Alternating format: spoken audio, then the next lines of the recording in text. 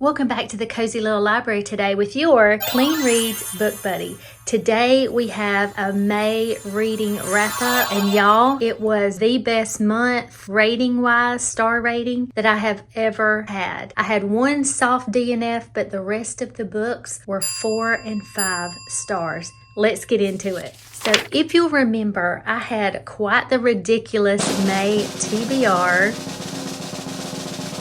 I wanted to do the Southern Charm readathon created by book lover Amanda. Plus, I had heard Anne from In Search of Wonder saying that she wanted to do a mood read May, I think for her birthday. So I also wanted to do that. So I have 10 books in all, 7 physically. There were 3 ebooks. So I thought it would be fun as I go through each one of these. I'll show you which ones fit into the Southern Charm readathon, but also I want to tell you my rating and read you a little snippet of each of the books to kind of let you see if it's something you might want to read too. All right, let's start with book number 1 out of our 10. We're going to start with what I'm calling a soft DNF. Then we're going to do the 4 stars and then the 5-star favorites. The writing is not bad. I'm just not really jiving with it. But nonetheless, I wanted to read to you a really funny part that I thought was really cute. So, main character, she is a little bit older. Her agent has just told her that she has to all of a sudden start writing romance. She's been writing westerns. She's from Atlanta, doesn't like small towns. You can research Madeline, learn about a small town life, write a brand new series, and pitch it to the publishers. You can't be serious. I am serious. It's the only way I can think of for you to get a new start. You can't write small town romance without knowing about small towns. Is it some dilapidated cabin in the backwoods near a moonshine still? No, my aunt has a lot of money. The place is beautiful. Look, alarm system and cameras. My aunt likes to watch the wildlife while she's away. Wildlife? It's in the mountains, Madeline. There are animals there. Like what? Now she was getting a little nervous. Deer mostly, some wild turkeys. Oh dear Lord. Wild turkeys, do they bite? Rarely, Laura said, as Madeline's eyes widened. So that's my soft DNF. Book number 2 is The Debutante's Code by Erica Vitch. Now, believe it or not, I found no clues when I was researching about this book that it was going to involve crimes and murder. I know, I'm the only human on the planet who doesn't want to read about that. I love mystery so much, but the other I just can't take right now. But it was done very well. I have to say, it wasn't too gruesome. The writing is amazing. There was no profanity, no spice, but there is, of course, the romantic tension and all of that stuff. Lady Juliet, a typical debutante who returns to London in 1816, after a 7-year absence to realize that nothing is like she left it. Her parents don't even bother to come to the docks to pick her up. They appear to be missing, but then nobody seems to be worried about it. Her uncle shows up. Everything's super weird. I chose this to be the Heavens to Betsy Southern Charm prompt, the mystery, and I wanted to read you just a little bit. By the way, I got the audio for this because I unexpectedly had to be some places and I wanted to know what was going on, what was going to happen. So I got the audio, and the voices on the audiobook are so good. Everyone's is, but especially the lady who shows up to present Lady Juliet and Agatha to society. That lady's voice is so hilarious because she's super strict and uptight, and I was just cracking up. But anyway, let me read you this.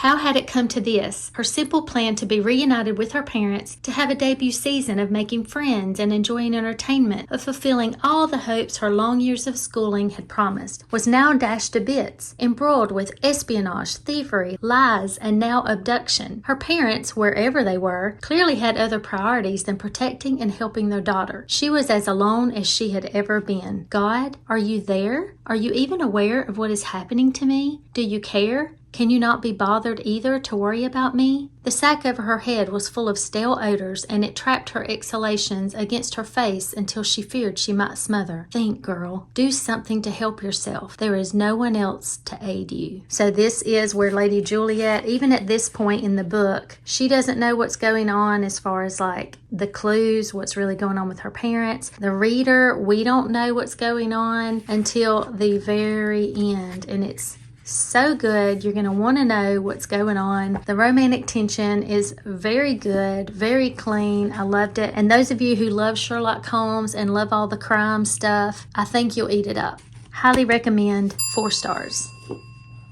The Librarian of Boone's Hollow by Kim Vogel Sawyer, a multi-POV storyline during the time around the Great Depression. Adelaide and Emmett are both at college. They meet very, very briefly, and they're both graduating. Emmett goes back to Boone's Hollow, where he's from. The financial landscape of the country has changed, so he goes back, has to start working in the coal mine with his dad. But Adelaide ends up going to Boone's Hollow, desperate for a job, and there's one there, a librarian taking books to the people of the holler, if you will, of North Carolina. Yeah. So what's kind of funny, the multi-POV here is we have Addie's point of view, Emmett's point of view, and we also have, let me look at her name to be sure I say it right,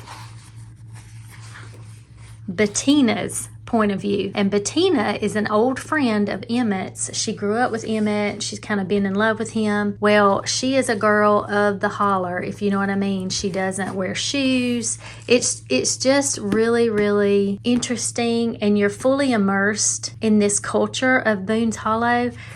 I wanted to read you about Bettina, this girl who's in love with Emmett. And of course, she's pretty salty towards Adelaide because she's getting a lot of Emmett's attention. Bettina hunkered behind the bushes under the open library window. Oh, that Addie, getting her rich ma to send a bunch of books so she could make points with Emmett. When Bettina had seen Addie skipping across the street from the telephone office straight for the library, she'd come real close to throwing the whole plate of cookies she'd brung for Emmett at her. That girl turned up all the time like a bad penny. She couldn't let Emmett know that she'd heard every word, including taking Addie to lunch tomorrow so they could get a soda. A soda! If he was going to take anybody for a soda, it should be Bettina. And why was she even still in Boone's Hollow? By now, any sensible girl would have packed her bags and gone home. So I enjoyed Bettina's sassy mountain ways. It was pretty hilarious. There are many hints about parental abuse. Someone has bruises on them, and I did not enjoy that. I had no idea that was part of it, but the resolution was done very well, and I was very satisfied with the ending. Great 4-star book for me. Oh, and The Librarian of Boone's Hollow fit the Southern Charm Readathon's prompt sweet tea because it was a sweet story. No profanity, no spice, no kissing, very light romance. Off the Chain by Janice Thompson, which is a Gone to the Dogs series. This is book number 1. I heard about this from Lindsay. She had gone on and on about how cute it was and set in Texas, and so I had to check it out. I love Texas too. There's talk of the bluebells and the fried food, and the people and the pets there. Honestly, they both needed some TLC, and it revolves around this veterinarian's office in this sleepy little town, and it fit the Southern Charm prompt Howdy Partner because it features a lot of friendship, but it's super clean, no profanity, but there's something that happens at the vet's office, and so the question is, who would do this in our tiny little town where everybody knows everybody else's beeswax? Is it the abusive ex-boyfriend of the pet groomer from the veterinarian's office? Or is it a disgruntled client who's not happy with something that's happened with their pet? There's also this crabby neighbor next door that's an accountant. He's always fussing about the noise. Or is it some stranger that they don't know about? So I loved all of it. I ended up getting the audio book for this one too because I had somewhere to go and I wanted to know what was going on, and I loved the voices on this. Grandma Peach was my favorite. She was such a hoot. So as I mentioned, there is talk of past abuse from a boyfriend of one of the characters. There is a little bit of suspense with him not knowing what he's going to do. Heartwarming, somewhat suspenseful story about these friends and co-workers. There's a little law enforcement that's funny. I don't have the book because I had to turn it back into the library, but I just wanted to read you my favorite quote from it. It says, "Hey, that's what God did for us. No shame in that. If he can go to the low places to drag us out, we can do the same for his creatures." 4 stars, highly recommend. How to Plot a Payback by Melissa Ferguson. A few parts in the middle, it felt a little bit all over the place, but in general, it was so fun. It's a new release, but oh, the laughs. I purposely read this to cope with a little bit of stress and grief, and it was the perfect distraction because the writing is hilarious. My sarcastic brain felt right at home in the head of the male character. He's a screenwriter, and his humor is very dry, and that's the funniest humor to me. I enjoyed the fresh storyline, the snappy inner thoughts of both the POVs, the male and the female. In his mind, they're enemies. The female lead, her name is Lavender. She's a movie star. She's oblivious. Of course, he has to start working with her. I did add in the audio reading. It was a busy time, and I wanted to hear the story as I got things done, and I could not stop laughing. So, true story, I had started the book on one afternoon, and by the time I was ready to settle into bed, I was real invested in it, and I didn't want to stop reading. So the hubs was trying to go to sleep. I dimmed the light on my e-reader. I popped an AirPod in my ear. So I'm reading and listening, right? And he goes to sleep. And when I say I had to cover my mouth several times to not wake him up with my laughter, it's an understatement. I stayed up way late and I finished it that night. It was that good. So best of all, the entire novel is free of foul language. The romance is squeaky clean, light-hearted, wholesome, contemporary romantic comedy. It fit the Southern Charm prompt of hey y'all because it had more than one POV. It had our male and our female characters. So 4 stars, highly recommend. Let's move on to our 5 stars. I'm very excited to share these 5-star reads with you. The Apothecary's Daughter. I chose this for the Southern Charm Readathon prompt, Chicken and Dumplings, because I knew it would be a comfort read. This was my very first Christian historical fiction of all time. This is what really got me reading and realizing that there was good Christian fiction out there. The author has a brilliant way of teaching you about the Regency era, about faith, and the topic at hand, whatever the main topic is. There's some romance. I was completely immersed in Lillian's 18-year-old world as the story begins. She's quite the asset to her father's apothecary shop. However, she could never become an apothecary because of being a woman at that time, which is fine with her because she yearns for more kind of out there beyond the village, and she wants more clues to the disappearance of her mother. So the romance in this book, it is squeaky clean, very clean, no profanity, Christian fiction, like I said. There's several love interests though, and you have no idea who she's going to end up with until the very end. And just when I thought all the twists and turns and surprising things were wrapping up at the end, about 30 pages from the end, there is a huge shock. In typical Julie Clausen style, it's very long. It's about 413 pages. It could have been wrapped up a little bit sooner, but it's very engaging and I couldn't quit reading. Reading this, everything just kind of seems foggy and mysterious. And I just wanted to read you a very quick little snippet of the prologue. I remember it clearly, although it was years ago, for I remember everything. The year was 1810 and I was a girl of 15, standing on the arched Honey Street Bridge, which I often did when I was not needed at my father's shop, gazing upon the brightly painted boats that floated past. In reality, I was searching. My mother had disappeared on one of those narrow boats 2 months before, or so the villagers whispered when they thought I could not hear. I suppose I hoped that she would return as she left, declaring her absence a lark, an adventure, a mistake, anything.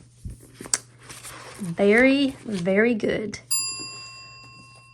This one is A Noble Masquerade by Christy Ann Hunter, my first book from her. This is number 1 in the Hawthorne House. We'll say that it's a free space, but this book was so funny. I loved it so much. So I'm creating a new genre. This book I would call Regency Rom-Com Mystery because it was all of those things and more. When Griffith had left for school 2 years ago, Mother decided writing to him would be an excellent way for Miranda to practice her penmanship. Over time, she and her brother had grown quite close. Their correspondence had the added benefit of giving Miranda a place to work out her frustrations with her mother. That's a very important sentence. Writing down her frustrations, that's how she deals with her emotions. friends? My dearest sister, I hope this letter finds you well. Marsh managed to help us avoid a group of older boys intent on making us do their chores. I continue to be grateful that God provided another young man of high rank here. He's a bit rough around the edges, almost as bad at being a gentleman as you are at being a lady. Sticking out her tongue at the piece of paper was the definition of useless, but it made Miranda feel better anyway. I know it's difficult, says her brother, but do work hard to control yourself. Mother was beside herself with worry when she found you rolling on the floor laughing over a book you were reading. The memory brought a curve to Miranda's lips. It had been a very funny book.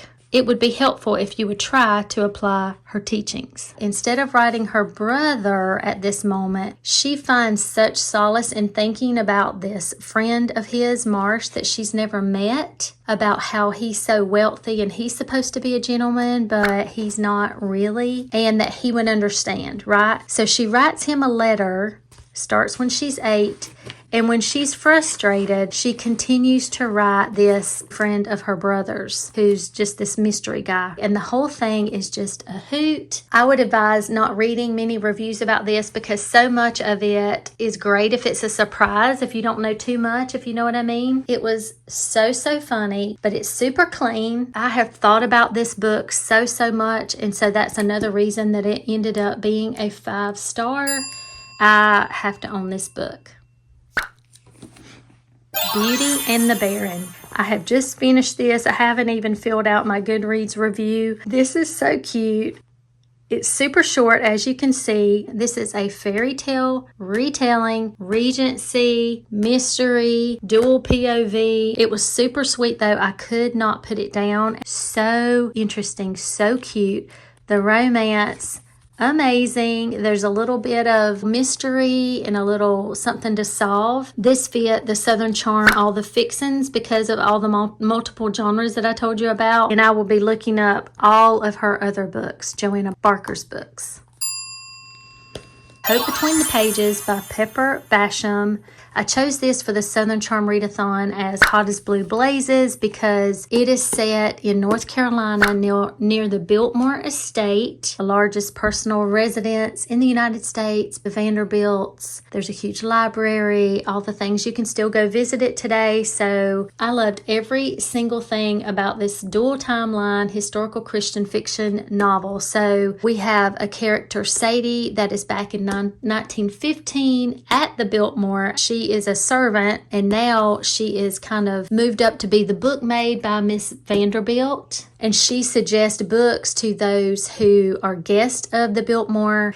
Even though she's a servant, she's very well read. She's read the classics. And then the other timeline is of Clara. She is trying her best to keep her late father's legacy, a 100-year-old bookshop, afloat in present day near the Biltmore. There is a connection between the two girls. The references to the beloved classics throughout this book by both women made my heart swoon, as much as the sweet romance stories in both eras. Austen and Treasure Island and Dracula and Lord of the Rings and Bronte and Dickens and Narnia, William Blake, to name a few. This was my first buddy read, and I did that with Morgan's Endless Bookshelf, and it was so much fun. We would try to guess what was going to happen, and we talk about how certain chapters were making us feel. Such an interesting book and so much woven into this storyline. No profanity. It is a Christian historical fiction, but now I have heard a couple people say that the romancy stuff was a little bit too much. That doesn't bother me as long as it keeps clean and I don't feel like I'm, in the middle of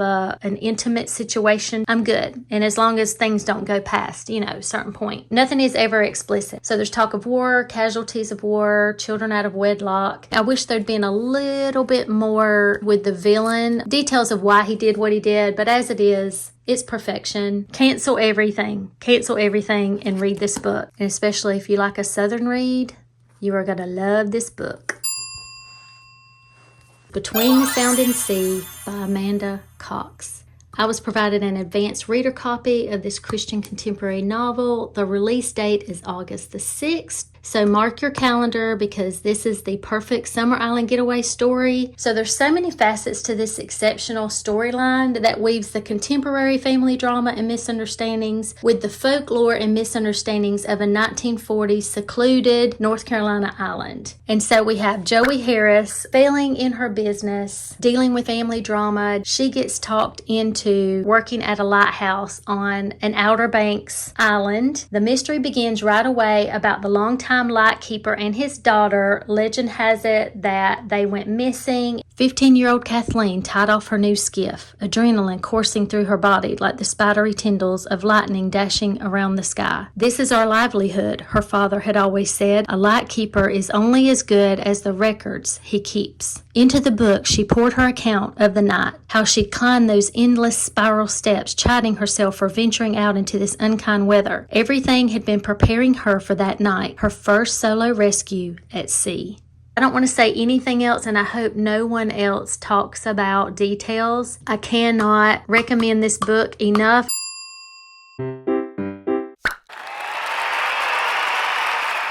4 4-star books and 5 5-star books for May. It was amazing. I hope this was helpful. I will link everything down below. Between the Sound and Sea by Amanda Cox. If you pre-order that before it comes out, it helps the author so much. I have to own a copy of that book, and I would love to read it again already. I'll have a link to all the books below, and until next time.